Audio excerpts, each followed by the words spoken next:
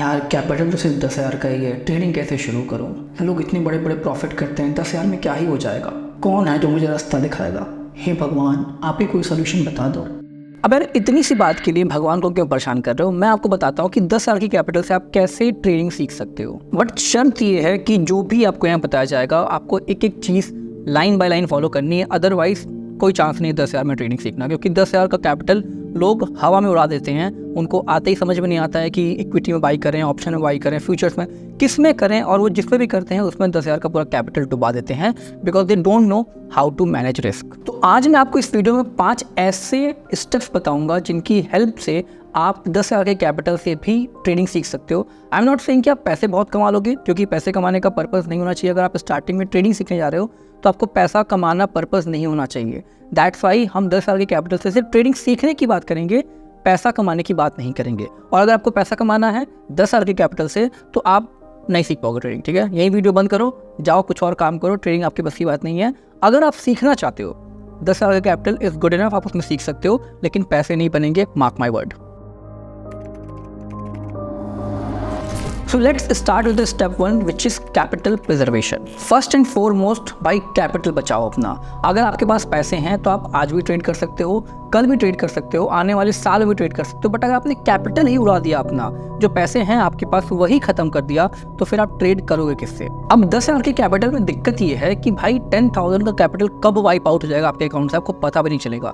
Options buying में तो वो हवा में चला जाता है। ठीक है, 1-2 ट्रेड में ही आपका 10,000 का लॉस हो जाएगा अगर आप सही से रिस्क नहीं मैनेज करते हो। आपने कहीं out of the money call ले लिया, उसको होल्ड कर लिया, उसको ओवरनाइट होल्ड कर लिया, ये सब चीज़ें करते ही आपका 10,000 का कैपिटल 2-3 दिन में भी गायब हो सकता है। तो कैपिटल बचाना आपके लिए बहुत इंपॉर्टेंट है, और वो कैसे बचेगा हम उसकी बात भी करेंगे। नाउ कैपिटल खत्म करने के 3 मेन रीजन होते हैं। ठीक, 3 मेन रीजन होते हैं। पहला है कि इम्प्रॉपर रिस्क मैनेजमेंट, जिसकी बात हम वीडियो में और डिटेल में करेंगे आगे, वो पार्ट जरूर देखना आप। अगर आप नहीं देखोगे तो शायद आपको प्रॉपर समझ में नहीं आएगा। दूसरा सबसे मेन रीजन है कैपिटल वाइप आउट करने का, वो है ओवर ट्रेडिंग।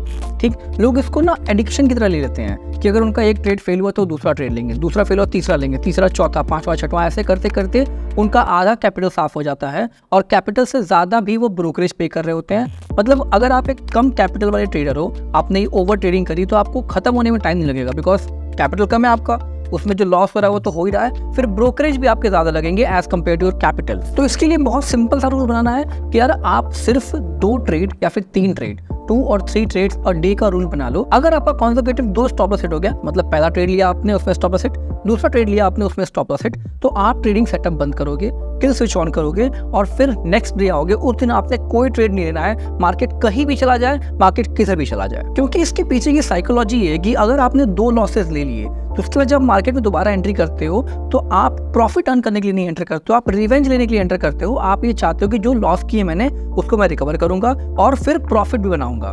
तो इसका क्या होता है रिपरकशन, आप क्या करोगे, फिर पहले अगर आपने 4 लॉट से ट्रेड किया था तो अब उसको बढ़ा के 8 लॉट कर दोगे कि कहीं अगर ये ट्रेड अच्छा हो गया, कहीं अगर ये ट्रेड सही चला गया, कहीं अगर ये ट्रेड बड़ा हो गया मेरा, तो इसमें मेरा जो पुराना लॉस है वो रिकवर हो जाएगा, प्लस प्रॉफिट भी आ जाएगा। लेकिन ये सबसे बड़ी गलती है जो आप करते हो ऑप्शंस बाइंग में या फिर किसी भी टाइप की ट्रेडिंग में जो आप करते हो, सबसे बड़ी गलती आपकी यही होती है। तो रूल क्या है, ओवर ट्रेडिंग को अवॉइड करने के लिए 2 या 3 स्टॉप लॉस अ डे, उससे ज्यादा अगर हो गया तो आप बंद कर दोगे अपना setup. That's it for you for the day. Kill switch on करो, आराम करो। नाउ थर्ड बिगेस्ट रीजन जिसकी वजह से लोग अपना कैपिटल वाइप आउट करते हैं वो है होप ट्रेडिंग। होप ट्रेडिंग मतलब क्या कि आप अपना ट्रेड सही होगा इस बात का होप लगा के बैठते हो। ठीक, मैंने बहुत लोगों को देखा है, वो अपना स्टॉप लॉस डिफाइन करेंगे पहले कि मैं स्टॉप लॉस, मान लो अगर उन्होंने 100 रुपीज़ पे बाई किया और स्टॉप लॉस उन्होंने लगा दिया 98 पे, उनका टारगेट था 112। अब स्टॉक ऊपर नहीं गया, स्टॉक ऊपर जाने के बाद नीचे चला आया, 98 पे आया। अब यहाँ पे होप करते हैं कि शायद 98 से ऊपर चला जाएगा, 98 से 97 पे आ गया। अभी भी होप कर रहे हैं कि शायद ऊपर चला जाएगा, 97 से 95, 96, नीचे आते आते 92 तक आ गया और उनका आधा कैपिटल वाइप आउट हो गया। ये होप जो है कि अभी मेरा स्टॉक सही हो जाएगा, अभी मेरा जो एनालिसिस है सही हो जाएगा, वो आपको बहुत बुरी तरीके से मार देती है।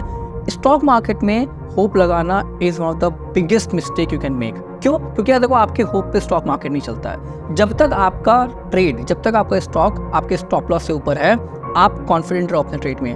अगर आपका स्टॉक स्टॉप लॉस पे आ गया, आपको वहीं एग्जिट करना है, तुरंत गलती माननी है, कोई होप नहीं लगाना है, दैट्स इट। अगर आपने ये कर लिया तो आपकी होप ट्रेडिंग भी खत्म हो जाएगी। तो ये 3 मेन रीजन है ना, इसी की वजह से मेजॉरिटी कैपिटल वाइप आउट हो जाता है। और जो रिस्क मैनेजमेंट है, जो सबसे इंपॉर्टेंट है, वो मैं आपको इस वीडियो के एंड में जरूर बताऊंगा कैसे मैनेज करते हैं। तो ये तो था कि पहला स्टेप आप कैपिटल प्रिजर्वेशन कैसे कर सकते हो। दूसरा स्टेप आपका होगा फोकस ऑन परसेंटेज रिटर्न।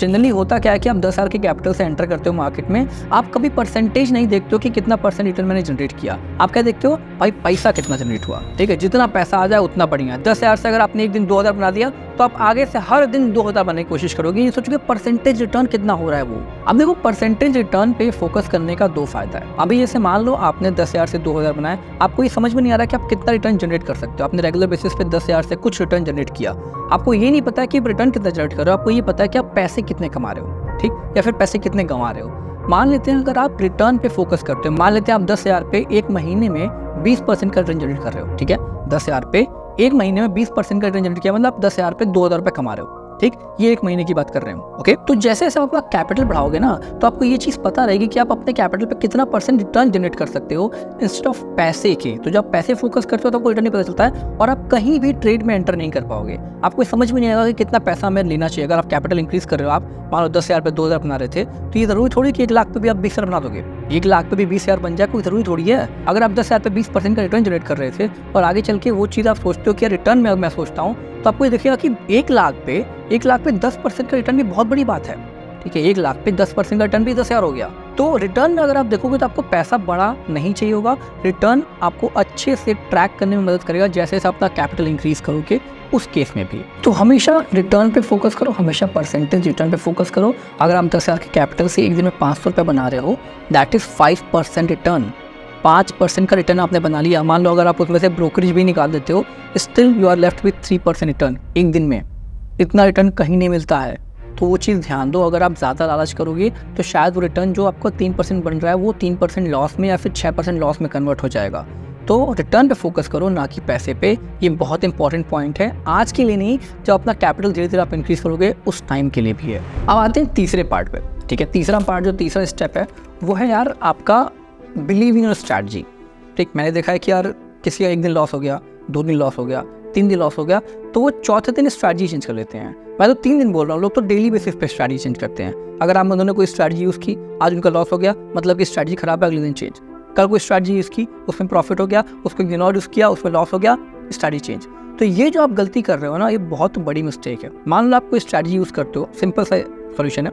मान लो अगर आप कोई स्ट्रैटेजी यूज़ करते हो, उसकी एक्यूरेसी 70% है, मतलब 10 में से 7 ट्रेड उसके अच्छे होते हैं, ठीक है। आपने उस स्ट्रैटेजी का इस्तेमाल किया, स्टार्टिंग के 2 दिन वो लूजिंग ट्रेड्स थे, 10 में से 3 लूजिंग ट्रेड्स जो थे वो आपको स्टार्ट में मिल गए, राइट।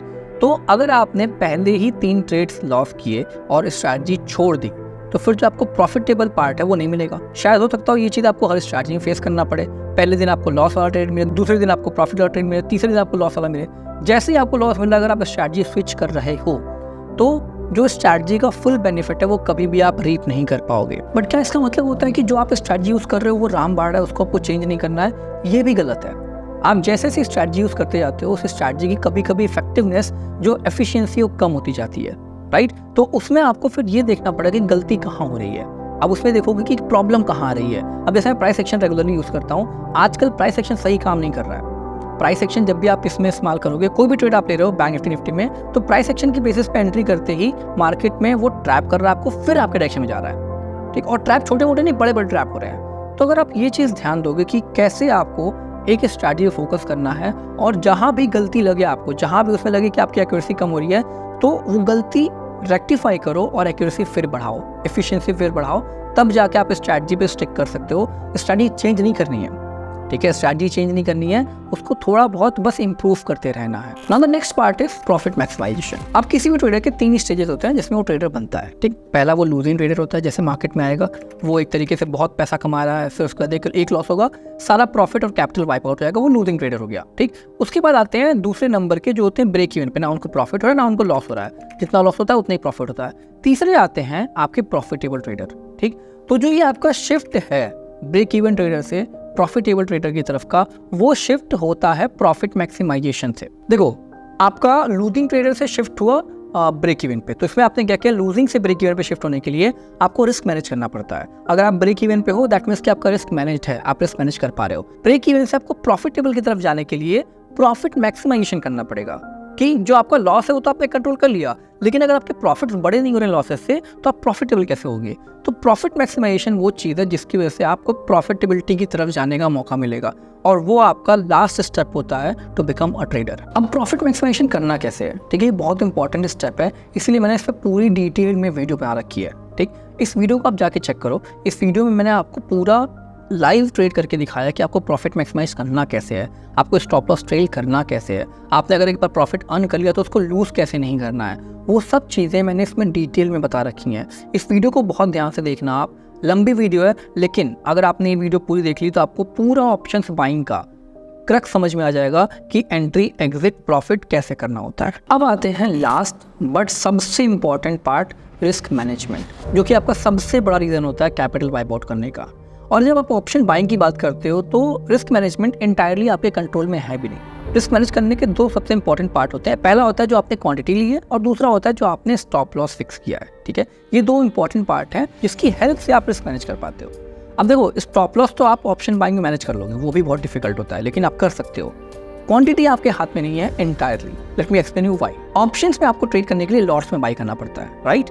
तो निफ्टी का एक लॉट होता है 50 का, ठीक। बैंक निफ्टी का अभी 25 का है, वो 15 होने वाला है, ठीक है। फिन निफ्टी का 40 का होता है, मतलब क्या आप चाह के भी निफ्टी में 50 क्वांटिटीज कम नहीं ले सकते हो, बैंक निफ्टी में 15 क्वांटिटीज कम नहीं ले सकते हो, और आपका फिन निफ्टी में 40 क्वांटिटी से कम नहीं ले सकते हो। तो ये समझने की बात है कि अगर आप इन तीनों में ट्रेड करो, अगर आप ऑप्शंस में ट्रेड कर रहे हो तो एक क्वांटिटी है जिससे नीचे आप नहीं जा सकते हो। इनफैक्ट अगर आपको उससे ऊपर भी जाना तो उसके मल्टीपल में ही जाना रहेगा, ठीक है। अगर आपको बैंक निफ्टी में या फिर निफ्टी में ट्रेड करना है, आप एक लॉट में ट्रेड करते हो तो 50 पॉइंट हो गया, लेकिन आपको उससे थोड़ा भी ऊपर जाना है तो अगला लेवल आपका 100 का है, उसके बाद 150 का है, उसके बीच में कुछ नहीं है। तो यहाँ पे इंटायरली रिस्क मैनेज करना based on quantity is difficult, इसीलिए यहाँ पे रिस्क मैनेजमेंट और भी इंपॉर्टेंट हो जाता है। अब इन सारे इंडेक्स के आपको प्रीमियम पे ट्रेड करना होता है, ऑप्शंस के प्रीमियम पे ट्रेड करना होता है, और ऑप्शंस की प्रीमियम में भाई 10-15 पॉइंट की मूवमेंट, 20 पॉइंट की मूवमेंट, इनफैक्ट बैंक निफ्टी में तो 20 भी बहुत कम है, ये मूवमेंट भी बहुत आराम से हो जाती है। 10-15 पॉइंट की मूवमेंट का जो फ्लक्चुएशन होता है वो बहुत ईजिली हो जाता है। तो इसके हिसाब से अगर आप ऑप्शन बाइंग कर रहे हो 10,000 के कैपिटल के साथ और आप एक लॉट भी बाई करते हो इनमें से किसी भी इंडेक्स का, तो आपका मिनिमम लॉस 500 रुपीज से लेकर 800 रुपीज तक रहेगा। ये उसके बीच में ही लाई करने वाला है, एंड दैट इज मिनिमम, ठीक है, ये मिनिमम है। आप मान के चलो कि आपको हर ट्रेड में इतना रिस्क लेना पड़ेगा, तो आपका यहाँ पर रिस्क पर ट्रेड कितना हो गया, 5% to 8%। आपका 10,000 का कैपिटल है, आपको 500 से लेकर 800 तक का रिस्क लेना है हर ट्रेड में, तो ये आपका रिस्क पर ट्रेड हो गया। Now you have to understand कि बहुत लोग ये कहते हैं कि यार आपको अपने कैपिटल पे 1% से ज़्यादा का रिस्क नहीं लेना चाहिए, ठीक है। वो होता तब है जब आपका कैपिटल बड़ा हो। 10,000 के कैपिटल पे आप 1% का रिस्क ले ही नहीं सकते हो यार। आप सोचो 50 का एक लॉट है निफ्टी का, ठीक है, अगर आपको 100 रुपये का रिस्क लेना है, मान लीजिए 1% का रिस्क लेना अपने कैपिटल पे, तो आपको 100 रुपये का रिस्क लेना होगा। 2 पॉइंट निफ्टी में मूव करना इज नथिंग। प्रीमियम अगर आप कभी भी ऑप्शन बाइंग किया होगा आपने, तो आपको पता होगा कि भाई 2 पॉइंट मूव करना तो एवं छीक के मूव कर जाता है, ठीक है।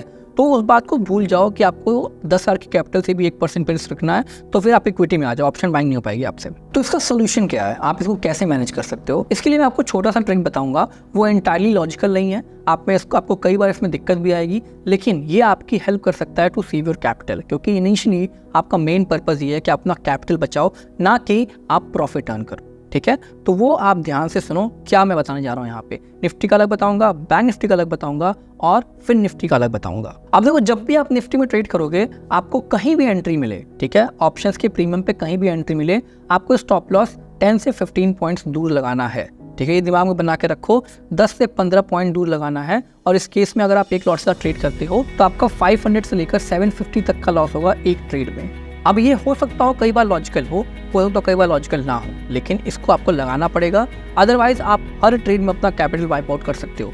अगर इससे ऊपर आप जा रहे हो तो आप बहुत ज़्यादा रिस्क ले रहे हो, एंड ऑब्वियसली इसमें आपको हमेशा प्रॉफिट नहीं होगा, एंड ऑब्वियसली इसमें आपको कई बार स्टॉप लॉस हंटिंग भी फेस करना पड़ेगा। There is no doubt about it, because ये लॉजिकल नहीं होने वाले हैं। बट यहाँ पे हमारा मेन पर्पस, आपका कैपिटल कम है, हम उसको प्रिजर्व कर रहे हैं, उसको बचा रहे हैं, अगर आपका स्टॉप लॉस यहाँ पे हिट भी होता है तो भी आप एक बड़ा लॉस नहीं लोगे और नेक्स्ट ट्रेड में शायद आप वो लॉस रिकवर भी कर सकते हो। BNF के लिए आपका एक लॉट में अगर आप ट्रेड करो जो 15 का होने वाला है तो इसमें आपका 20 पॉइंट का मिनिमम स्टॉप लॉस होना चाहिए। इससे थोड़ा सा ऊपर आप कर सकते हो, 20 से 25 के बीच में भी घूम सकते हो, बिकॉज बैंक निफ्टी का जो लॉट साइज है वो कम हो गया है। तो इस केस में आपका 300 रुपीज़ से लेकर 450 तक का लॉस होगा, ये आप आराम से हैंडल कर पाओगे अपना बैंक निफ्टी ट्रेड में।